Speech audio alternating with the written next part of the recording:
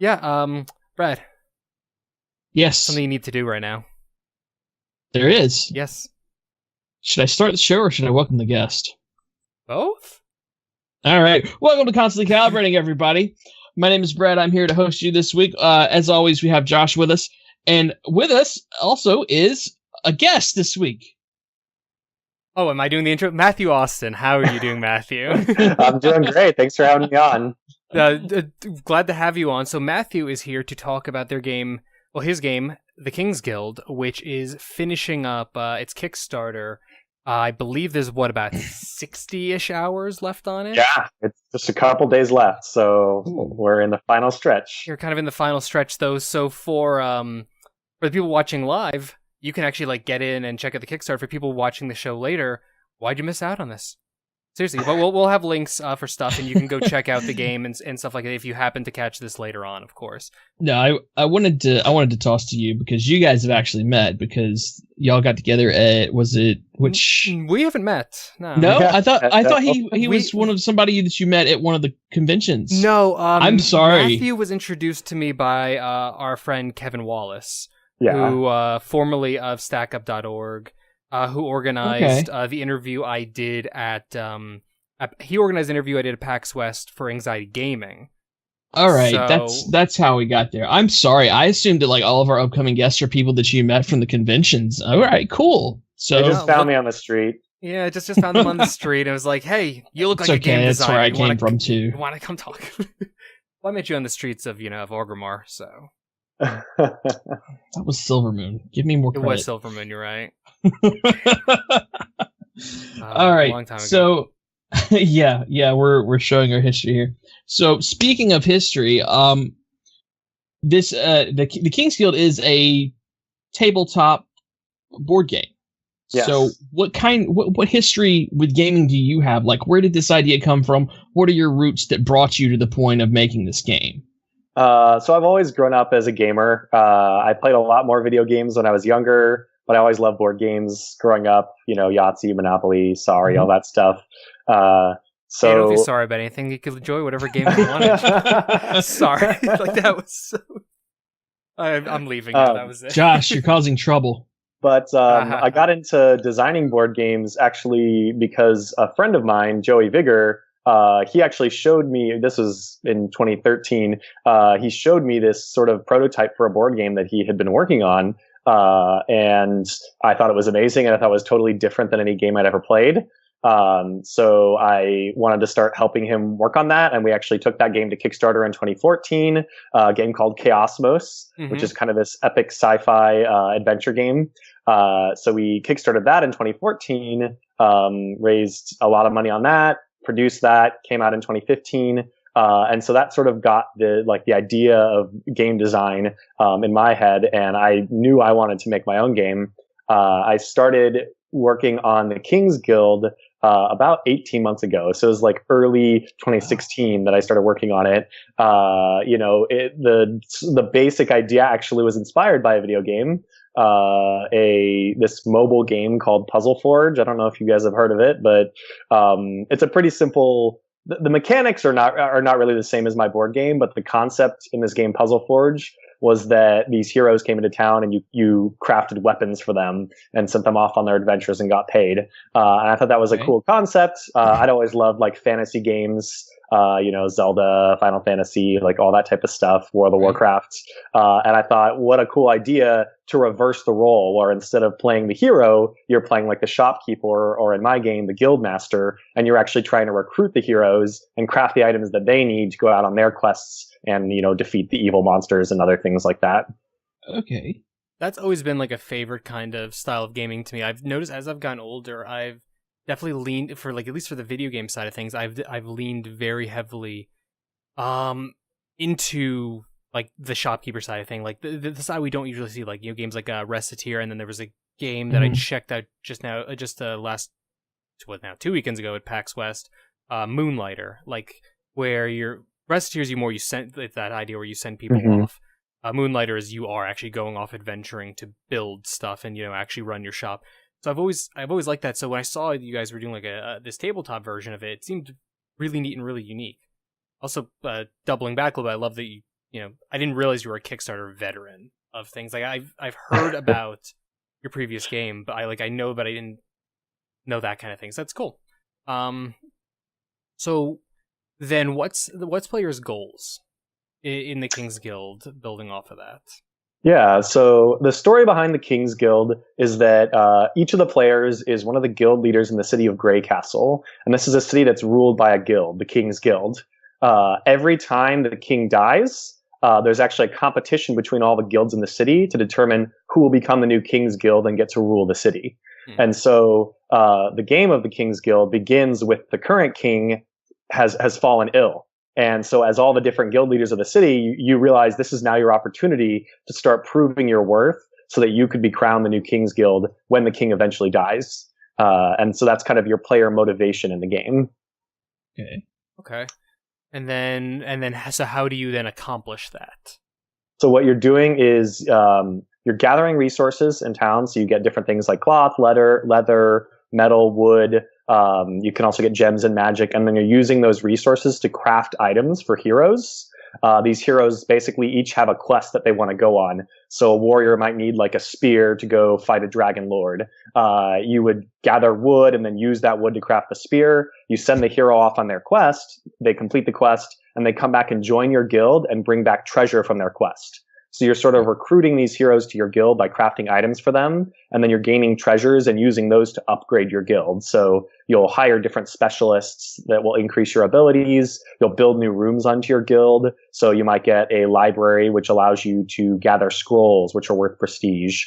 And the goal of the game is to earn prestige for your guild. So every quest you complete will earn you prestige. The treasure cards that you earn from those quests a lot of times can get you prestige. And then by hiring specialists and building new rooms, you can also earn prestige that way. And so what happens is there's this Council of the Wise, which is sort of made up of all the retired guild leaders. And when the king eventually dies, the council will come to town. When they arrive, whichever guild has the most prestige becomes the new King's Guild, and they win the game.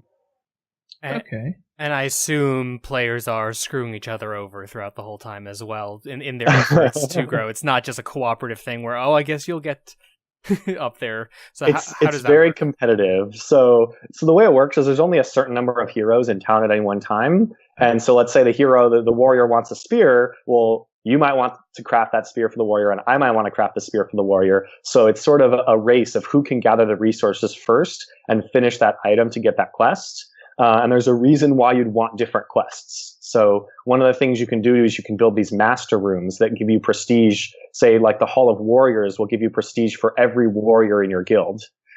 So if we're competing over that, then each of us maybe really wants to complete those warrior quests. And so we're fighting over that resource. Got you. I want to go off script here for just a second. We have a script? Sort of. We have an outline. A side question concerning all this. Yeah.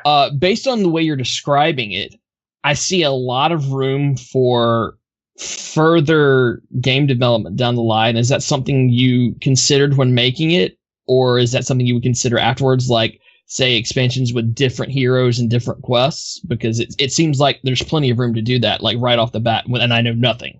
I definitely have some ideas for expansions. Good. So, good. Yeah, I don't want you to promise anything. I just want to see if that has like, oh yeah, I can just keep doing this. Yeah. You know? My goal with the base game is I wanted to make something that was really accessible, so that's easy to learn, but that also had a lot of depth with the choices that you make during the game.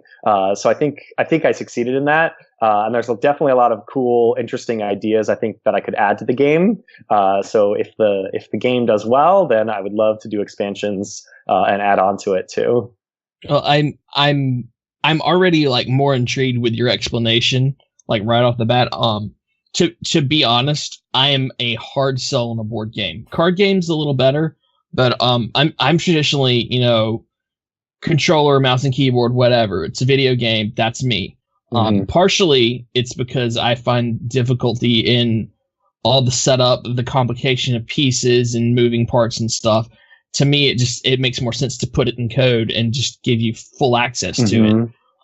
But the way you're describing it, it's grabbing me already. So well done there. Well, cool. Go ahead, Josh. No, I was saying that's part of why we actually did this interview, because we don't usually do a lot of tabletop coverage, which is something I've actually been trying to shift into, because I like a lot of tabletop stuff. The problem for me is I'm the person everyone hates in a tabletop game.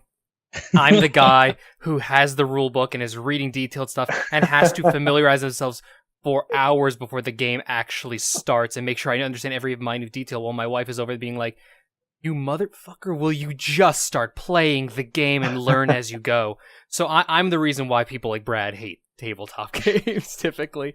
So, but I've been wanting to do tabletop coverage and stuff. We have Extra Life coming up, and I'm trying to figure out what our tabletop gaming thing, because there's like that period of time from about 10 p.m. to 2 o'clock in the morning where nobody wants to stare at a screen after having stared at it for the last 14 hours, where it's like, let's just sit on the floor and play a game. So I've been trying to check stuff out. So when Kevin mentioned your game to me, I was like, okay, let's look into this, and immediately was drawn to the art style, which is absolutely, it was gorgeous, and the setup of it. But then it was, this sounds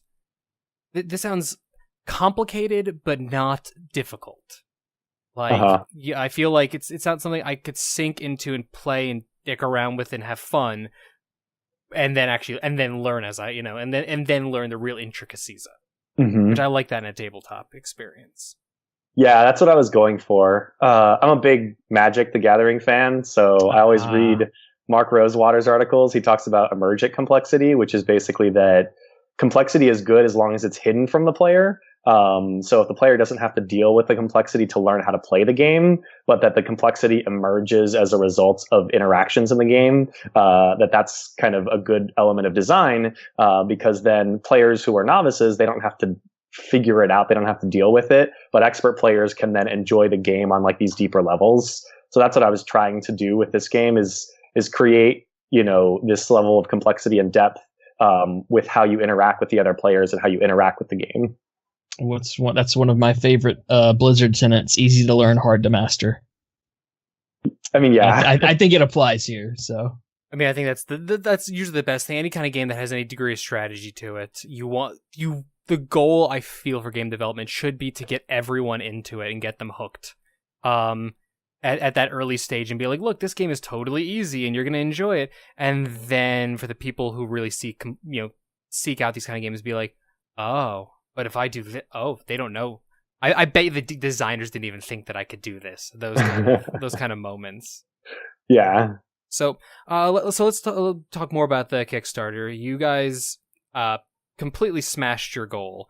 If I'm seeing here, you had a goal of $20,000. And you're at 72,585 as of the time of this recording. Nice. So awesome. What was the reaction to that? Thank you. It was really exciting. So I launched a campaign for this game in the fall of 2016. During the election, probably not the best timing. Didn't succeed in that first campaign. So I basically have been working on refining the game, improving the art, improving the experience, totally revamped the story to make it more easy to understand and direct, and more engaging for the players. So, got new graphic design and all that stuff done and relaunched. So I was hoping that we'd do a lot better. It was definitely really exciting to see that we hit our goal in 5 hours, and now we're more than triple our goal. So, we've unlocked a lot of different really cool stretch goals throughout the campaign, including a single player version, which a lot of people really are super into. Funnily enough, I think a lot of people who play board games, you don't always have someone to play with. So, they like having a single player version. So we unlocked that. We unlocked these new, different shaped, wood pieces for the resources. So each one looks different. I really like that one. I was actually looking at that. Yeah. So, you have the cloth looks like cloth, the leather looks like leather, and all that stuff. And then we have a stretch goal coming up that I'm really hoping we'll hit before the end of the campaign. And that's to add a 6th player. So right now it goes up to 5 players. And if we hit our stretch goal and get to 80, then we'll add a 6th player along with another guild for that player. Very nice. Very interesting. So I can imagine that's going to change the dynamic of the game quite a bit from where you're at now. Are you going to be still accepting donations post Kickstarter, like a post crowdfunding thing? Yes. I imagined, but So there is plans for that. If you catch this while the campaign's going on, please pledge and support us so we can hit our stretch goals. Mm-hmm. If the campaign has ended, you can still get the King's Guild. We have a pre-order link will be on the Kickstarter page. So you just click our pre-order link there and you can go ahead and support us still after the Kickstarter. That's really awesome. That's really cool. So let me think here. What was my next question about this? So I see you guys. So you've had some reviews of people. Some people actually played it. How so far has been that reception? The reception has been really great. So it's been a lot of fun showing off the game to different people. I've play tested this game hundreds of times already. So it's great to see how, when I first started designing it, people would be like, oh yeah, it's fun, it's good. But after having worked on it so long and refined it to this level, everyone really gets excited about it and has a great time with it. So the reception has been amazing. Great. How long does an average game take to go through, or can you adjust that accordingly based on how much time you have? You actually could, if you wanted to, adjust it. The length of the game is based upon how many quests there are in the game. Okay. But the way it's in the rules set up, games are usually like 60 to 90 minutes. Okay, that's good. That's not too long, too short. I like it. Yeah. That's actually perfect timing for a slot on an Extra Life show. Sorry, we're in the process. We wouldn't have it in time, obviously, but we're in the process of, for at least for the next year one. But right now we're planning our Extra Life stuff. So my brain is entirely like, I have like 40% of my brain being like, what are we doing? So every single time somebody mentions something interesting, I'm like, right. Could this fit in there? Ooh, could this fit in there? Kind of thing. So we covered that. Well, I actually have a question. So you've now done 2 tabletop games. I mean, this is the Kickstarter's not done, but this has already been a successful campaign, and short of some weirdly catastrophic, ridiculous thing, this is heading towards fruition. So, have you thought about bringing your previous game and this game to a more video game environment or something like that, or even exploring that kind of thing for the people who just aren't tabletop or players or want to be able to play online with friends, kind of situation? I definitely have thought about that.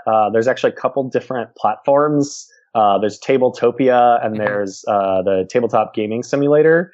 Both platforms are sort of like designed to help bring board games into the digital world. So I'm looking at maybe partnering with one or both of them and offering like a digital version of the King's Guild. I think it could work really well as a digital game. And actually, board games turning digital is like a really big thing right now. It's like happening all over the place, which is kind of cool.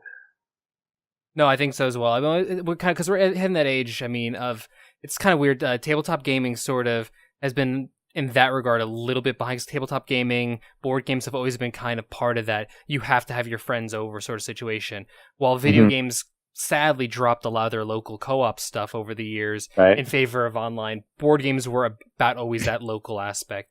But now it seems like there's really been a shift, particularly with things like Tabletop Gaming Simulator and stuff like that, which, as someone who runs a company that, I'm in Arizona, Brad's in South Carolina, most of my team's all over the country, for us to do Let's Plays, like I really want to do tabletop Let's Plays. I think it's a great thing, and because I think video games are good for that kind of content, but I think tabletop stuff can really bring out the anger better and stuff like that. Bring out the energy, bring out the energy truly better. So it's like I want to do it, but it's not viable to our current setup. So I love the idea of developers such as yourself exploring those ideas.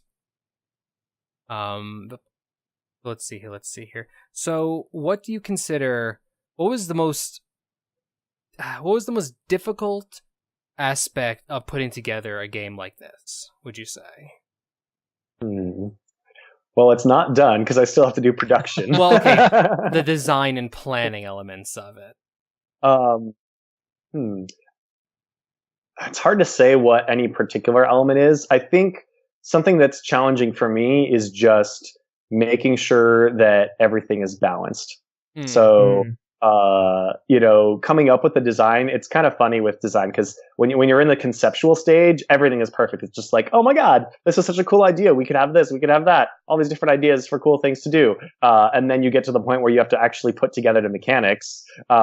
And you're like, it's going to be just like this. It'll be perfect. And you play it the first time and it's always a disaster. Like, I played this game, I don't know how many times just by myself, on my computer using like Excel spreadsheets to keep track of things, and totally changed different systems multiple times to get to a point where it actually worked. Like there's one element that totally changed, which at the beginning I thought crafting items and selling items to the heroes would be two different things, right? So you get the resources, your wood and your metal, and you craft your sword. And then later on, when a hero comes into town who wants a sword, you'll give them the sword, they go on their quest. But it actually created a really bad experience because let's say there's a warrior who wants a sword. You and I both craft swords using our resources, but only one of us can actually sell the sword to the hero. And whoever's left over, they're just stuck with a sword that doesn't do anything now. And so it was actually a bad experience, and I had to redesign the game based upon that. And now it's like when you craft your item, you just immediately sell it to the heroes. And that was something that I thought would work great, but ended up getting feedback and finding out that I needed to do it a different way. And so I think just balancing that and just testing out all the different versions to figure out like what your core mechanics are actually going to be is probably the most challenging part. I mean, that makes sense. That makes sense to kind of be that kind of refinement and that kind of aspect of it. I'm a bit removed from the tabletop scene, but correct me if I'm wrong, there was or is a show that's I guess called Tabletop, and there's like celebrity gamers that play stuff. You talking about like Will Wheaton's show? Yeah. What do you have to do to get on that? Is that like a goal? Is that something you're trying to do? I would love to be on Tabletop. I mean, the first thing that you have to do to get on Tabletop is to design a game that would work on Tabletop, in terms of the game length and the experience, and how well it would work when being filmed and the interaction between players. Right. I think the King's Guild actually is in the right spot, so I think it could potentially be on Tabletop. But how to get on there, usually number one is make your game really successful. Cool. They like to play games that people are excited about and know about. So that's definitely my number one challenge since I'm a small indie publisher. Right. It always helps to know people who work on Tabletop too. But definitely they take submissions, so just making submissions and making a good game that people like and get excited about. I think that's probably the number one thing. I think it's definitely a huge aspect. There's also, I was thinking like Extra Life, is it coming up or did it just happen? The Tabletop Day for that. International Tabletop Day. Yeah. So I was thinking like, obviously that would be a great promotional thing to get associated with. Okay. Brad, any other questions related to King's Guild you'd like to touch on? It's kind of an intricacy thing of the creation process, I guess, because you just mentioned you hit a goal to change the way pieces are made. Like, where do you go to have like game pieces made? What do you do there? Like, it's like, do you hire the local carpenter dude to make it? Do you hire the local blacksmith to make molds for you? What do you do? So very fortunately for me, there are a lot of board game manufacturers who specifically they manufacture board games. So when I want to get my games made, I get quotes from all these different manufacturers. I look at their different qualities. I look at which games they've made basically. And you go with ones that have made great games, and they have their own processes. So for the wood pieces, they've got a machine that cuts big chunks of wood into different pieces that you need for your game. Right. There's certain rules that you have to follow, to make wood pieces easy to cut. You want to have two flat parallel faces, because then you can make one long strip and then chop, chop, chop, chop, chop, chop, chop to make all the pieces. Different game pieces have different requirements. We've got plastic miniatures in our games. So, part of that is figuring out how to make them easy to create molds for, since that's an expensive part of the process too. But it's something that I'm really glad that I've made a game before, because I learned a lot of lessons from manufacturing Chaosmos, and I think I can do things a lot better this time and just make the process run a lot smoother. And that's hopefully going to mean that it will be a shorter time period between when the campaign ends and when we go into production. I mean, I think that's always the goal with each successful project, to kind of shorten that time span, and improve the product with everything. So, I can't imagine you're going to have an answer to this, but I'm just thinking about it. So you've now done a space game. You've done a medieval fantasy game. Where's the next game setting go to? I'm sure you have an idea somewhere up there. A friend of mine is working on a concept for a game. It would be sort of sci-fi. So I don't want to announce anything yet. Sure, no, that's fair. But it's sort of got it's kind of like this dystopian future. Colonists set off from Earth, get stranded on like a desert planet and have to like scavenge their way back to repair their ship and escape. So a little bit of like an alien feel to it. So that's kind of one idea that we've been exploring for our next game. But that's a friend of mine who I work with, who would be the designer on that. That's cool. So I guess like final things for this. We'll see if we have any other things. But final things: where can people find the project right now for those watching live? / where can they find it after the campaign? Yes. So it's the same address. It's bit.ly/kingsguild. That'll take you straight to our Kickstarter page. If it's during the campaign, go ahead and back the project now. Help us hit our stretch goals. If it's after the campaign, there will be a pre-order button on there, which will take you to our web store where you can pre-order the game. Nifty. Really cool stuff.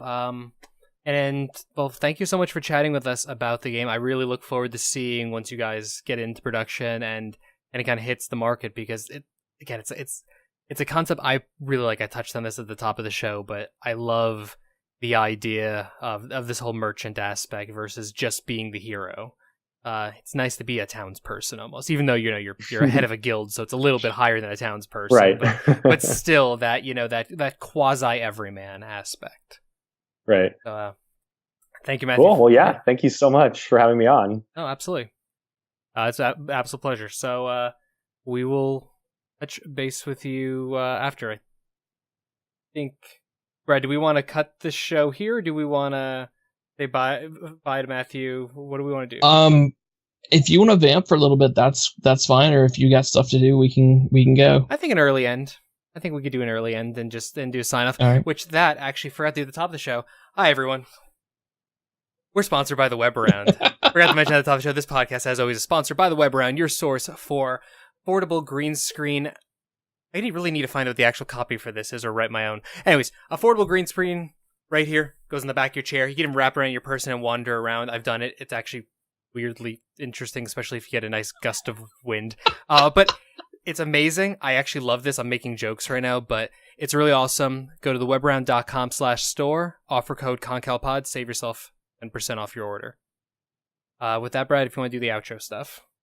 All right. Again, thank you, Matthew, for joining us. Honestly, like I said, I'm not a board game guy. You've got my interest.